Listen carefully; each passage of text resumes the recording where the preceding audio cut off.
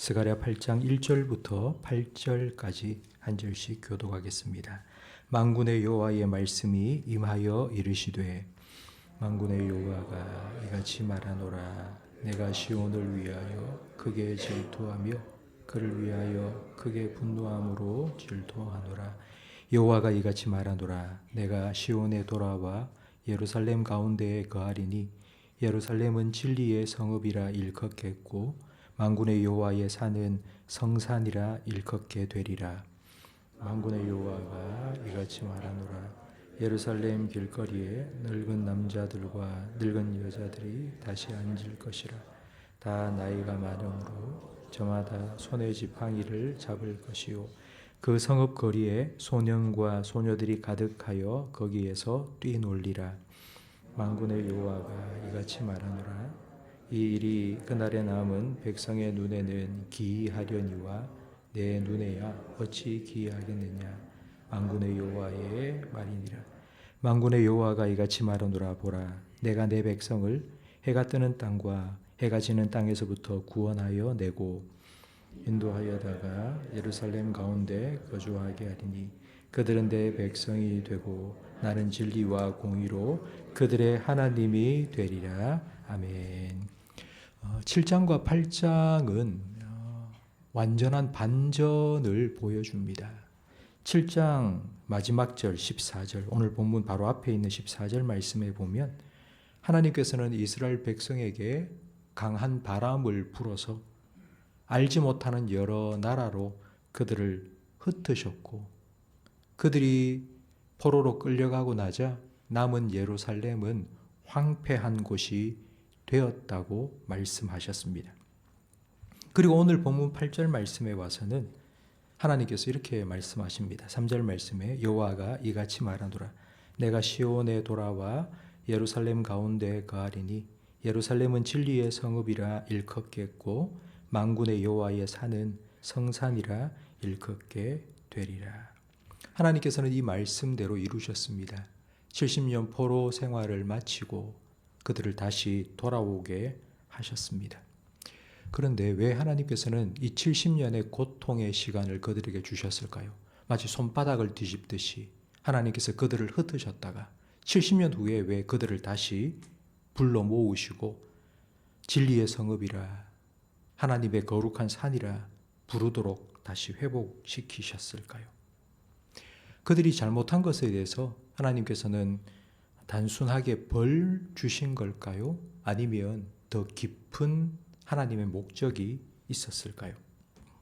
가수 조용필이 부른 이제 그랬으면 좋겠다는 노래 가사에는 이런 내용이 있습니다. 뭔가 새로운 것을 찾아 먼 길을 떠나려는 사람에게 소중한 건 곁에 있다고 말해달라는 가사입니다. 늘 함께 있다 보면 당연하게 여깁니다. 그게 귀한지 중한지 그걸 모르고 익숙해집니다. 얼마나 소중한 사람인지를 잊어버립니다. 사람과의 관계뿐만 아니라 하나님과의 관계도 마찬가지입니다. 이스라엘 백성이 바로 이런 영적인 권태에 빠졌습니다. 예배는 드리지만 마음은 온데간데 없고 몸만 와 있고 기도는 하고 있지만 입술만 움직일 뿐입니다. 하나님에 대해서 늘 말은 하지만 하나님을 사랑하지도 경외하지도 않았습니다. 이런 이스라엘 백성을 향하여 하나님께서는 스가랴 다음 말라기 1장 10절에 이렇게 말씀을 하셨습니다. 만군의 여호와가 말하노라. 아무 의미 없는 헛된 예배를 드리지 못하도록 너희 중에 누가 성전 문을 닫았으면 좋겠다. 그런 예배 이제 더 이상 드리지 마라. 나도 너희들 예배 드리는 그런 모습을 보기 싫다. 이렇게 말씀하실 정도였습니다. 하나님께서는 이렇게 영적인 매너리즘에 빠진, 그래서 형식적인 신앙생활, 외식하는 신앙생활하는 이스라엘 백성이 다시 처음 사랑을 회복하기를 원하셨습니다. 선지자들을 보내서 하나님의 마음을 전하셨는데도 그들이 깨닫지 못하자 그들을 흩으셨습니다. 그들이 떠난 예루살렘은 황폐한 곳이 되었습니다. 이 70년의 고통의 시간 동안 이스라엘 백성은 바벨론에 끌려가 노예 생활을 하면서 일상이 사라졌습니다. 늘 일들을 하지 못하게 되었습니다. 안식일을 지키지도 못했고 예배도 드리지 못했습니다. 하나님께서 왜 이런 시간을 주셨겠습니까? 그들 마음속에 다시 하나님을 향한 처음 사랑이 회복되기를 원하셨기 때문입니다. 예배를 향한 거룩한 열망이 다시 솟아나기를 원하셨기 때문입니다. 하나님을 예배하는 기쁨을 다시 한번 사모하고 하나님의 은혜를 누렸던 그때를 다시 기억하면서 하나님께로 돌아오기를 원하셨습니다. 이렇게 70년 포로 생활 끝내고 이제 다시 예루살렘으로 돌아와서 이스라엘 백성은 제일 먼저 하나님을 예배할 성전을 건축하기 시작했습니다. 근데 마음은 원이지만 현실은 녹록지 않았습니다. 하나님을 예배하고 싶은 마음으로 돌아왔지만 폐허 속에 성전을 건축한다는 것은 쉽지 않았습니다. 그래서 성전 건축이 지지부진해 있는데 바로 이때 하나님께서 오늘 이 본문 말씀 스가랴 8장 말씀을 들려주신 것입니다. 내가 시온으로 돌아오겠다. 내가 예루살렘 가운데 거하겠다. 이곳을 진리의 성읍이라 부르게 할 것이고 여호와의 거룩한 산이라고 부르게 만들겠다. 4절 말씀에 보면 늙은 남자와 늙은 여자, 5절에 보면 소년과 소녀가 가득하게 될 것이다. 그리고 8절 말씀에 보면 나는 그들의 하나님이 되겠다고 말씀하셨습니다. 성도 여러분, 하나님께서는 빨리 성전 건축을 마무리해라, 열심히 해라 이렇게 말씀하지 않으셨습니다. 이런 말씀을 하지 않으셨습니다. 하나님께서는 내가 너희에게로 돌아오겠다. 그리고 내가 시키겠다. 다시 이곳이 하나님이 계시는 곳, 내가 함께하는 곳이 되도록 만들겠고 이 안에 노인들과 그리고 젊은이들이 가득한 곳이 되도록 만들어주겠다. 하나님께서 말씀해 주셨습니다. 성도 여러분, 하나님께서 우리에게 오셔야지, 하나님께서 우리에게 다시 돌아오셔야지, 하나님께서 우리와 함께 하셔야지, 하나님께서 우리에게 하셔야지 회복이 일어납니다. 개인의 신앙 회복, 개인의 영성의 회복, 개인의 예배의 회복, 여러분 가정의 회복, 자녀의 삶의 회복, 그리고 나라의 회복, 이건 하나님께서 하실 일입니다. 하나님께서 우리에게 찾아오셔야지, 하나님께서 우리와 함께 하셔야지, 하나님이 우리 하나님이 되셔야지 가능합니다. 그렇다면 우리는 아무것도 안 하고 넋놓고 감나무 밑에 입 벌리고 누워 있듯이 그렇게 가만히만 있으면 이런 일이 일어날까요? 회복은 하나님께서 하시지만 그러나 우리가 해야 될 일이 있습니다. 하나님이 다시 우리에게 찾아올 길을 우리는 준비해야 됩니다. 그 길을 준비하는 것이 회개입니다. 회개라고 하면 성도님들이 다 듣기 싫어하십니다. 내가 그렇게 죄를 많이 지어서 그렇게 앞에서 회개하라 얘기를 하시는데, 회개를 다르게 표현하면 예배 회복입니다.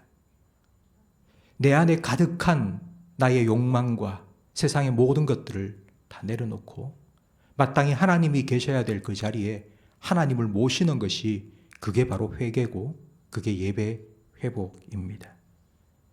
예수님께서는 바로 이와 같은 하나님과 우리 사이에 막힌 죄의 담을 허무시기 위해서 우리에게 찾아와 주셨습니다.